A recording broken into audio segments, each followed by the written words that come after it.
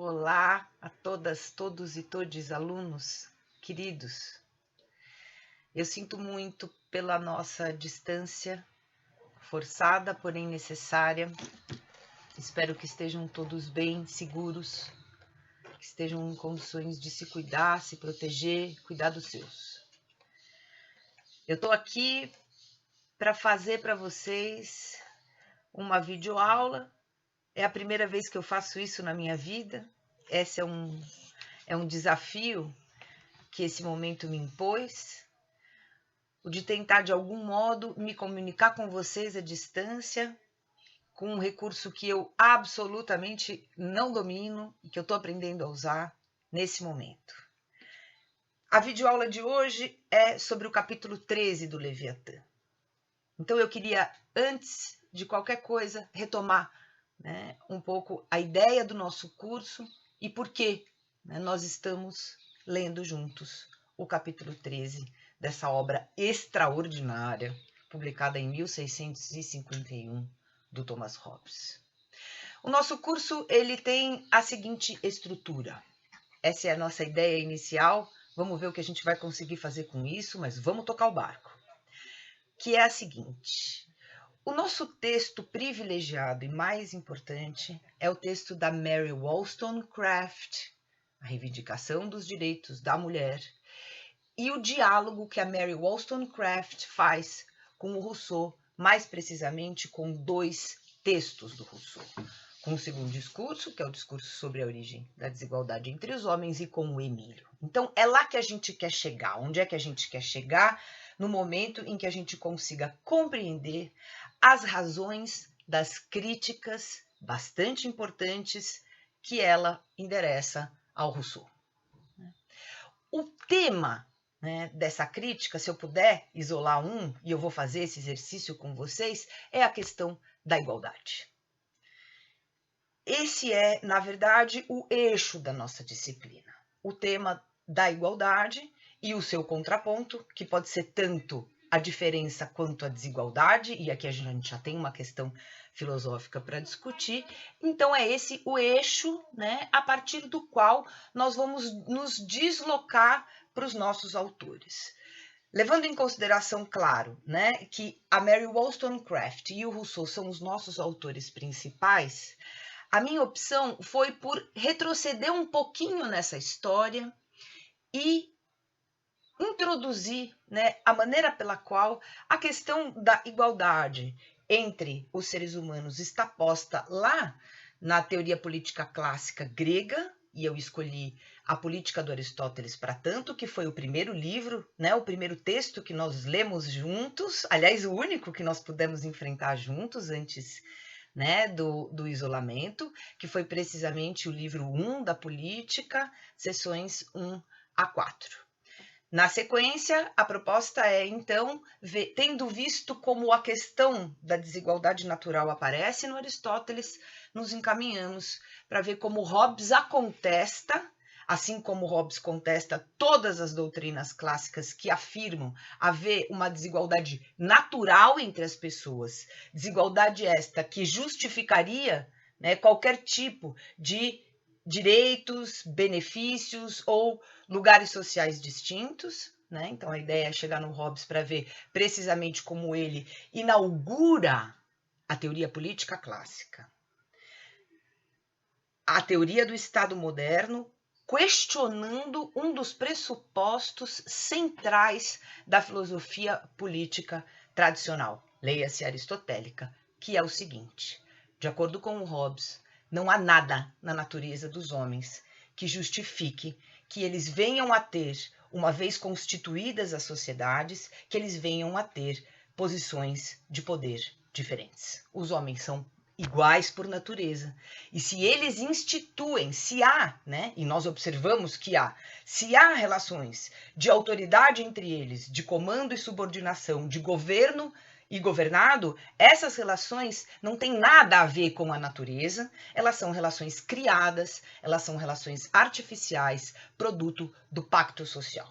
certo? Então, em linhas bem gerais, é isso que nos interessa. Esse é o percurso do Aristóteles afirmando que há sim uma desigualdade natural entre o homem e a mulher, que há sim uma desigualdade baseada no uso do intelecto, que há uma desigualdade natural dentro da casa, né? Aquela unidade econômica fundamental que é a família para o grego. Há uma desigualdade fundamental entre o senhor, a mulher, os seus funcionários, né, ou os escravos, e que essa desigualdade natural tinha lá para Aristóteles sim, uma consequência política importante, porque, dado que o senhor era aquele que é superior no uso do seu intelecto, também é ele, né, que vai participar da esfera pública. Dado isso, a gente passa para um segundo momento para ver como Hobbes contesta isso, como eu acabei de dizer, dizendo, ora, não há nada na natureza que justifique, né, que alguns mandem, outros obedeçam. Essa relação de comando e subordinação é produto da vontade humana, não tem nenhum embasamento metafísico, nenhum embasamento natural, né? Feito isso, a ideia, então, é passar para o Rousseau, para ver como o Rousseau dialoga com o Hobbes, concordando com o Hobbes num aspecto fundamental do ponto de vista da antropologia, que é, ele também afirma como Hobbes que os homens são iguais por natureza, e suposto não há nada que possa justificar metafisicamente uma desigualdade política, né? Mas ele faz isso sem, contudo, aderir à solução, né, da filosofia política hobbesiana, que é o Estado, é o modelo do Estado como Leviatã. Então, com o Hobbes, o Rousseau concorda num aspecto, né? Que os homens não são animais políticos, de acordo com a tradição aristotélica, que eles não são propriamente diferentes por natureza, né? E nisso, então, o Rousseau está de acordo com Hobbes. Contudo, o Rousseau não está de acordo nem com a antropologia hobbesiana e muito menos com o modelo de Estado como Leviatã, defendido pelo Hobbes. Então, retomando o nosso texto de hoje, é o capítulo 13 do Leviatã, intitulado Da Condição Natural da Humanidade relativamente à sua felicidade ou miséria. Antes, contudo, de analisar com vocês de maneira breve esse capítulo, eu queria lembrar, né, que ele está na primeira parte do Leviatã, que é um livro dividido em 4 partes. A primeira delas se chama Do Homem, né? Ou seja, é a parte na qual o Hobbes descreve, né, a natureza humana. A segunda parte, que é o Estado. A terceira, o Estado eclesiástico. E a quarta, sobre o reino das trevas. Eu adoraria que a gente tivesse tempo suficiente para fazer uma longa conversa sobre esse livro. Mas fica para uma próxima, quando a gente fizer juntos uma disciplina só sobre o Leviatã, porque merece. O que me interessa hoje, precisamente, né, é lembrar vocês de que o capítulo 13 é um momento de fechamento, eu diria, de um primeiro momento, vamos dizer assim, argumentativo no Leviatã, que segue mais ou menos a seguinte ordem. No que o Hobbes fez nos capítulos anteriores foi descrever a maneira pela qual, né, os homens são por natureza, e a conclusão dessa descrição, né, sobre a natureza humana, aquilo que nós chamamos de antropologia filosófica, tem como consequência a tese do capítulo 13, segundo a qual, na ausência de um poder comum, na ausência de um Estado com um certo formato, que é o que nós vamos ver daqui a pouco, os homens vão à guerra. E não é qualquer tipo de guerra, é a guerra generalizada de todos contra todos. Ou seja, a natureza humana é de tal ordem que, se os homens não tiverem, né, um poder organizado que os coloquem, né, dentro de certos limites, que os coloquem em certas relações, ou nas palavras de Hobbes, os coloquem em respeito mútuo, eles vão se degladiar. Então esse é o ponto, esse é o movimento, né? O primeiro é então a conclusão de um primeiro movimento argumentativo do Leviatã. E o Hobbes, então, de posse dessa primeira conclusão relevante, que o estado de natureza é um estado de guerra generalizado de todos contra todos, ele parte para o seu segundo momento argumentativo, que vai ser o de dizer, então, que nós necessitamos, requeremos instituir o Estado, um Estado com certas características, as características do Leviatã, a fim de, né, conquistarmos a possibilidade de vivermos em paz. O Estado, então, é a condição da paz, uma paz que não pode existir se os homens forem deixados às suas próprias paixões. Né? Esse é o ponto. Se eles foram deixados a si mesmos, né? E assim puderem se comportar como eles se comportariam por natureza. O que precisamente isso significa? Antes de trabalhar um pouquinho com vocês as características mais importantes, né, da antropologia hobbesiana, eu gostaria de começar dando uma breve olhada na capa do Leviatã. Porque esse movimento argumentativo faz sentido em defesa, né, de um modelo de Estado. Este é o ponto que mais nos interessa. Né? Que Estado é esse? É um Estado representado, né, simbolicamente na primeira edição do Leviatã com esta capa. Eu já compartilhei com vocês a primeira edição do Leviatã e eu queria que a gente desse uma olhada breve juntos, né, agora nesse desenho. E o que a gente vê aqui? A gente vê o Leviatã sendo representado por um grande homem gigante, sendo que o corpo desse homem é composto dos corpos dos homens que ele representa.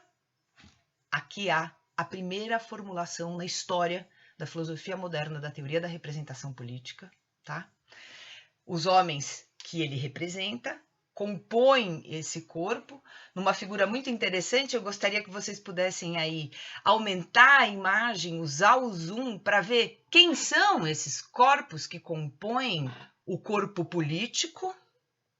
Eu mesma só vejo homens de chapéu. Gostaria de convocá-los a uma análise, né, uma observação bem cuidadosa dessa figura, né, deste corpo, que carrega numa mão, né, o cetro que representa, né, o poder máximo do monarca, que naquele contexto, claro, tinha uma relação direta com a concessão divina do poder, né, e a gente vai guardar isso aqui, que a gente não vai entrar nesse assunto, não dá tempo.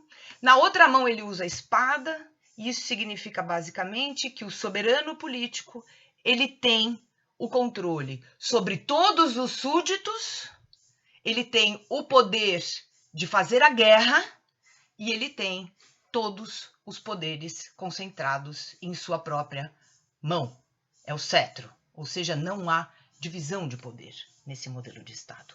O soberano tem poder absoluto e, sobretudo, indivisível, que é o que contrasta diretamente, né? E é esse o momento, né, específico que mais, enfim, nos interessa se a gente for olhar para o modelo nosso, né, contemporâneos, né, pessoas do século XXI.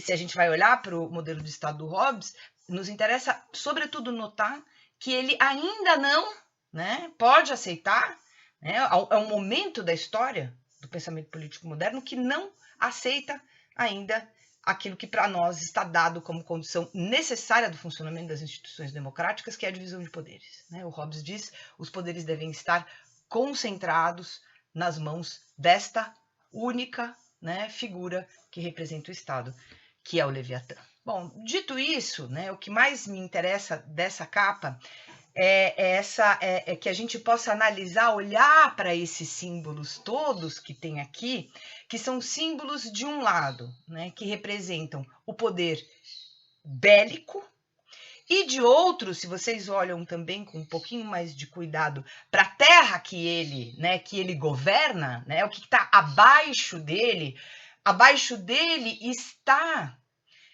uma sociedade organizada. Há a possibilidade, né, do cultivo da terra, há uma cidade ordenada e uma igreja. Olhem a relação, né, no tamanho, nas proporções desse desenho, a relação entre a figura do Leviatã atrás do monte e a igreja ali embaixo. Isso também tem um significado muito importante, porque o Hobbes também é o primeiro a escrever 3 tratados de filosofia política defendendo a separação radical desses poderes, no entanto, sob o comando do poder civil. O Hobbes defende que a relação entre a Igreja e o Estado tem que estar sob o comando civil, né? Então, são esses os elementos que mais me interessam. Como eu disse, adoraria prosseguir, não vou, porque a gente tem um outro objetivo. Eu quero partir daqui, dessa imagem, para a gente agora chegar lá no capítulo 13 do Leviatã, precisamente na conclusão daquele capítulo. A conclusão do capítulo 13 é basicamente a seguinte: o estado de guerra, o estado de natureza é um estado de guerra generalizada de todos contra todos, e a guerra implica as seguintes realidades. Em primeiro lugar, na guerra, nada, nenhuma vida está segura. Na guerra, não há a possibilidade do cultivo da terra para garantia da nossa sobrevivência. O contraponto a isso é justamente a imagem do Leviatã sobre uma terra arada, plantada e fértil. Volta lá para o capítulo 13, a conclusão é de que não há segurança, ao passo que na imagem do frontispício do Leviatã há uma perfeita ordenação das relações. A conclusão do capítulo 13 do Leviatã é que não existe nada que nós possamos fazer em nome da nossa proteção, porque todos estão em guerra contra todos.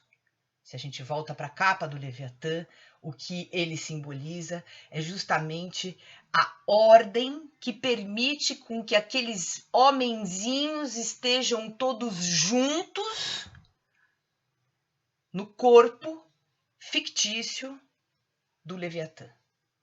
Então, esse é o jogo que eu gostaria que vocês percebessem ao lerem o capítulo 13.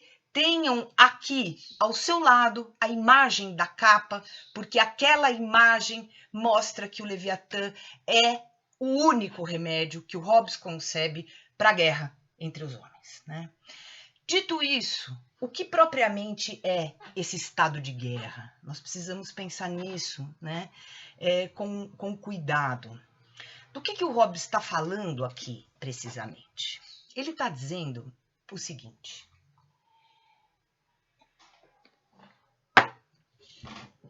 que toda vez que não há um poder que nos organize, aquele todo vira o caos, né? Ele deixa de ser uma unidade para ser partes em conflito, né? Uma guerra civil é a comprovação da tese do Hobbes, e a gente precisa lembrar que ele está escrevendo o Leviatã justamente no momento de radicalização da Guerra Civil Inglesa, no momento em que o Carlos I tem a cabeça decapitada em praça pública, né? A tese do Hobbes, né, a pergunta do Hobbes, na verdade, no Leviatã é a seguinte: como chegamos a esse momento? Como chegamos a ponto, né, a tal violência que não é só contra o rei, é contra todos nós, porque a ausência do rei implica uma guerra, né, uma guerra de crenças, uma guerra generalizada, né? Então, essa ideia de que o estado de natureza é um estado de guerra, ela não quer dizer precisamente que o estado de natureza foi um momento histórico, por exemplo, lá uma certa pré-história. Não é assim, olha, é que o Hobbes está contando, é uma narrativa em que lá no passado, né, os homens viviam, por natureza, em guerra de todos contra todos, e que então eles se reuniram, fizeram um pacto e resolveram os seus problemas. Não, não é nada disso. A guerra, o estado de natureza, ele pode voltar a qualquer momento. Ou seja, ele acontece toda vez em que não há um poder comum capaz de manter os homens em respeito. Né? Então, onde é que haveria, né? Onde é que é estado de natureza para o Hobbes? Estado de natureza é... vamos pensar? Eu pergunto para você. Onde é que você vê estado de natureza? Muito provavelmente o Hobbes diria que muitos territórios, né, onde o Estado não se faz presente, se desdobram em guerra. estão sempre na iminência de uma guerra generalizada, de todos contra todos, porque onde não há Estado, os homens precisam, por si mesmos, organizar as forças de proteção.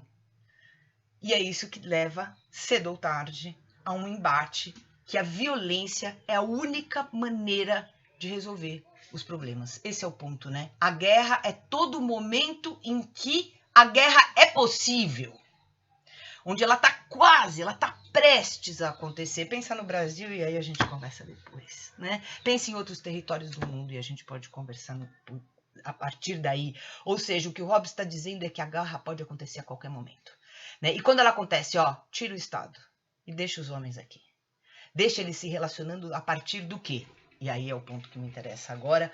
A partir, né, de certas características que o Hobbes detecta na natureza humana, mas que nós temos muito boas razões, desde pelo menos a célebre interpretação do Macpherson, de supor que são características que ele deposita na natureza humana, mas que são mesmo as características do burguês nascente. Essa é a célebre interpretação do Macpherson, reforçada depois, reforçada também pela Hannah Arendt lá, nas origens do totalitarismo, fecha parênteses. Quem é este homem? Né? O Hobbes diz que, por natureza, ele é guiado em todas as suas ações por aquilo que ele pensa ser um bem para ele mesmo.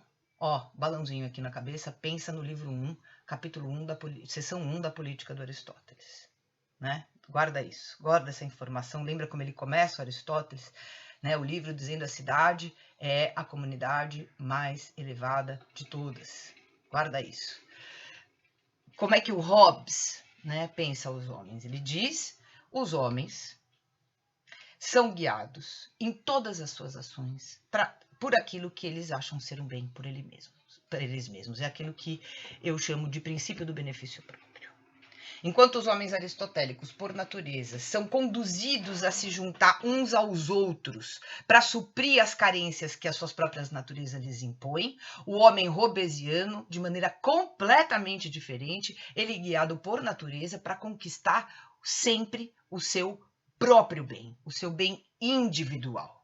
E isso tem para Hobbes uma consequência devastadora, né?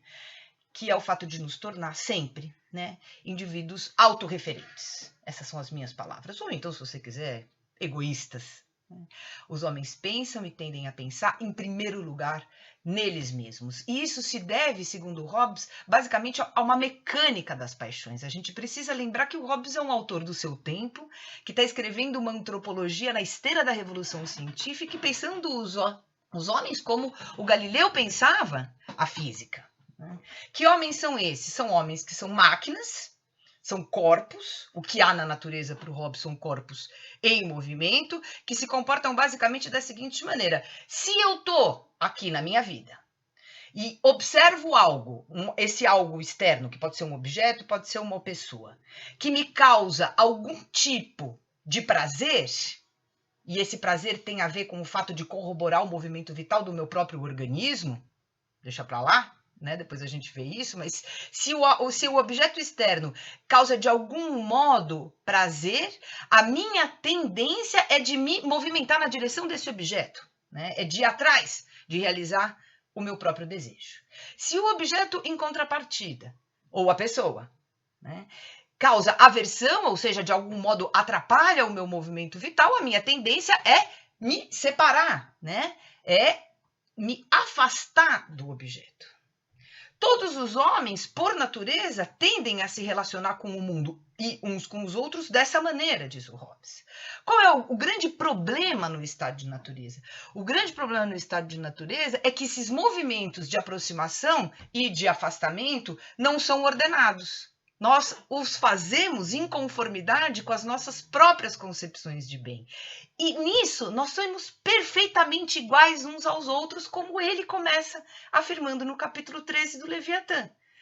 Ou seja, de algum modo, eu e você somos igualmente capazes de conquistar os objetos dos nossos desejos. Ou pelo menos é assim que nós nos vemos uns aos outros.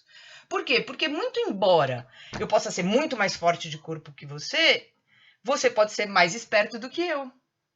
E isso significa que mesmo que nós sejamos de algum modo diferentes, as nossas diferenças naturais, tanto físicas quanto intelectuais, nunca são suficientes, diz o Hobbes, para justificar que você tenha efetivamente, de saída, mais chance de conquistar alguma coisa do que eu. Porque nós podemos nos compensar nessas pequenas diferenças. Né?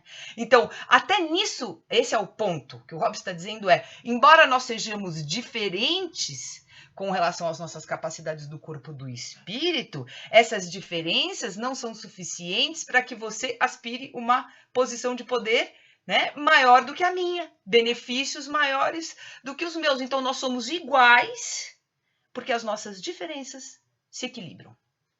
Esse é um ponto.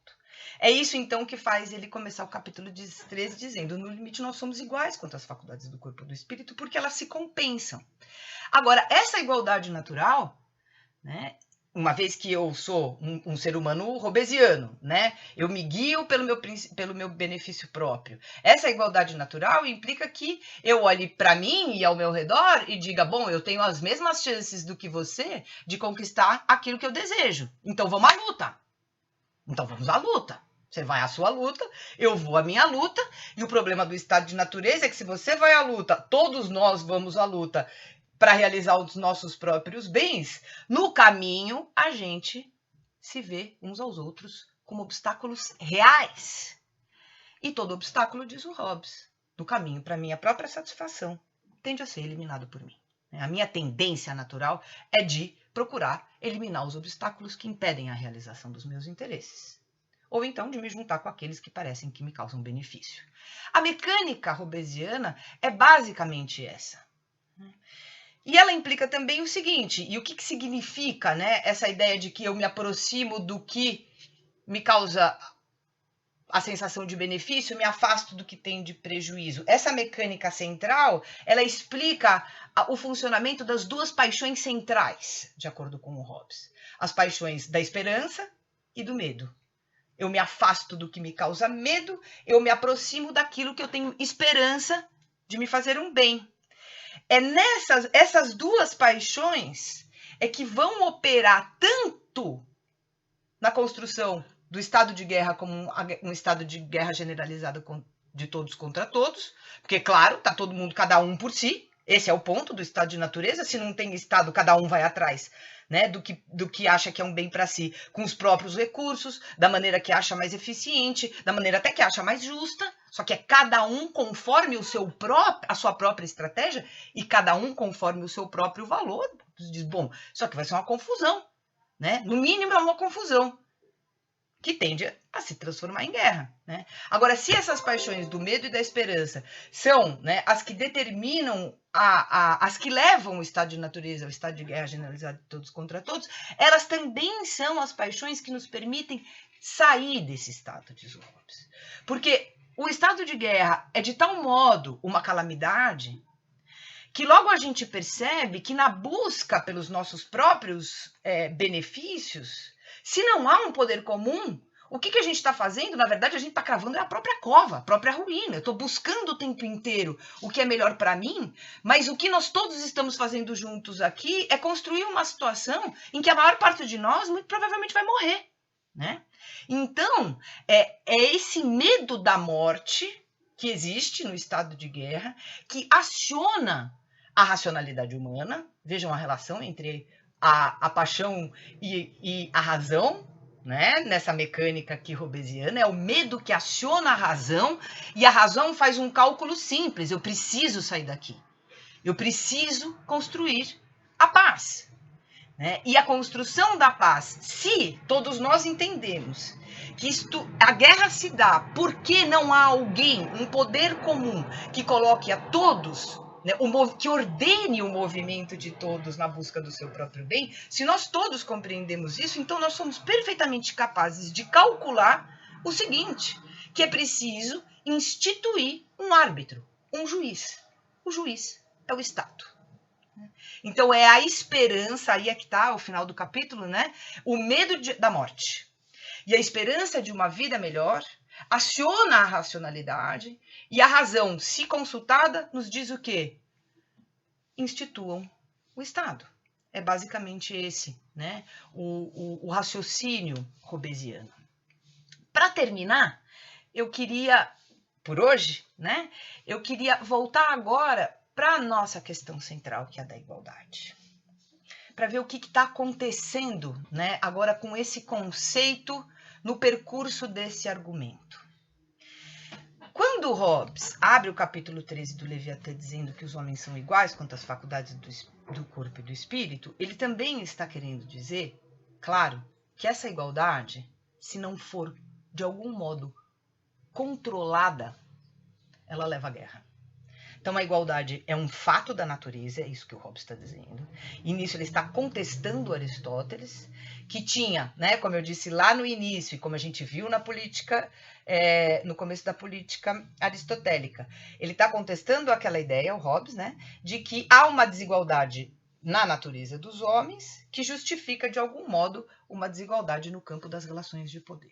O Hobbes está desmontando a base, digamos assim, do edifício da teoria política clássica, afirmando que há, sim, ao contrário do que pensavam os antigos, uma igualdade natural.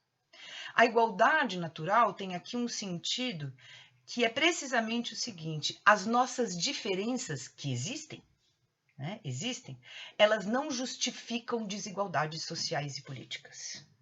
Qualquer tipo de desigualdade que haverá entre os homens é uma desigualdade produto da vontade. Então, qual é o esquema hobbesiano? É que os homens venham a reconhecer que o estado de natureza ele é um problema e que a gente precisa, então, agora, instituir uma relação central de desigualdade e diferença, que é a relação entre o soberano que manda, volta lá para a capa do Leviatã, né, ali em cima, né, acima de todos, e os súditos que obedecem, não só os súditos, mas todos os poderes, né? Ele está ordenando, o Leviatã ordena o funcionamento dessa máquina inteira. Então, a relação de desigualdade que o pacto hobbesiano instaura é entre o governante, o soberano e todos os outros. Só essa relação propriamente de comando e subordinação na instituição do pacto hobbesiano. Porque a instauração dessa diferença que redunda numa desigualdade política é artificial, esse é o ponto, não tem nada a ver com a natureza, como era lá para Aristóteles, é resultado de um cálculo racional ao qual nós chegamos porque pretendemos viver melhor. Porque viver em guerra não dá. Então a gente entende que é preciso instaurar relações de natureza política. É isso que está sendo dito. Essa diferença ou essa desigualdade, que a gente vai voltar a esses termos, né, e mexer neles com um pouco mais de cuidado filosoficamente daqui a pouco, essa desigualdade é necessária, segundo o Hobbes, entre quem manda e quem obedece, uma relação legítima, e ela é legítima se ela for produto do pacto, mas essa desigualdade é necessária justamente para que esses seres humanos, guiados pelo princípio do benefício próprio, possam de fato perseguir as suas próprias concepções de bem, mas sem matar uns aos outros. E por fim, quero que a gente volte de novo lá para a capa do Leviatã. E olhe mais uma vez aquele corpo artificial, produto do pacto, o Estado. E, se possível, que a gente compare essa figura, que não se chama Leviatã à toa, com o livro de Jó. O livro de Jó, como vocês sabem, está lá no Antigo Testamento e é uma das histórias mais interessantes da Bíblia. Eu leio na versão da Bíblia de Jerusalém, recomendo fortemente, sem dúvida a melhor versão em português que existe, até porque é uma Bíblia de estudo. E a história de Jó, enfim, vamos lá ler a história de Jó, para quem não leu, para quem leu, vamos lembrar, né? E é basicamente o seguinte: tem uma disputa entre Deus e o diabo, Jó está no meio dessa disputa e está sendo a prova, está sendo posto à prova, sua fé está sendo posta à prova com a anuência de Deus. E a gente sabe como é que acontece, né? O Jó é de fato um homem muito fiel, Mas o diabo diz para Deus, será que a fidelidade dele não se deve às coisas que ele tem, à vida boa que ele tem? Tira tudo dele para ver se ele continua fiel. E aí assim começa, né, a terrível história de Jó. Jó perde tudo que ele construiu. Jó perde a condição, perde as suas terras. Jó perde o fruto do seu trabalho. Jó perde os seus filhos. Jó perde a sua mulher e continua firme e fiel. O Leviatã é um monstro bíblico que aparece lá no finzinho, né, do livro de Jó, no momento em que finalmente Deus e Jó se encontram para uma boa conversa, né? Jó estava quase cedendo, quase perdendo, portanto, a sua fé. E então a conversa é extraordinária entre Deus e Jó, e Deus diz basicamente para ele o seguinte: vai discutir comigo, camarada? Olhe em volta, veja o que eu sou capaz de fazer. Quem controla as forças do mal sou eu. E uma das forças do mal é justamente o Leviatã.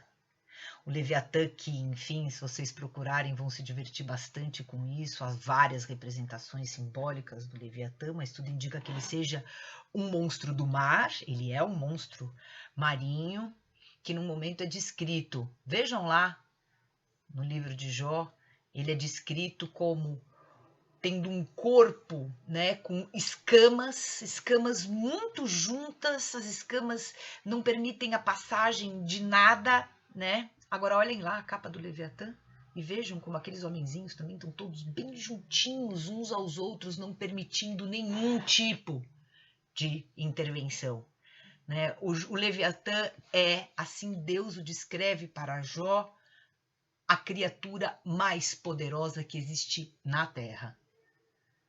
E Deus, só Deus, pode controlar essa criatura. Essa imagem, né, essa simbologia, né, o Hobbes empresta para a figura do Estado, sem dúvida alguma. O Estado é também a força mais poderosa sobre a Terra. Agora olhem, né, o que está escrito em latim ali na capa da edição original do Leviatã, né? Nada se compara a ele em poder e potência, ou potestas, né? E ele também é aquele que só obedece. Se alguém pode, né? Se alguém pode dominá-lo, este alguém é Deus, jamais os homens. É exatamente isso o que Hobbes diz agora lá no capítulo 17, quando ele apresenta a fórmula do pacto.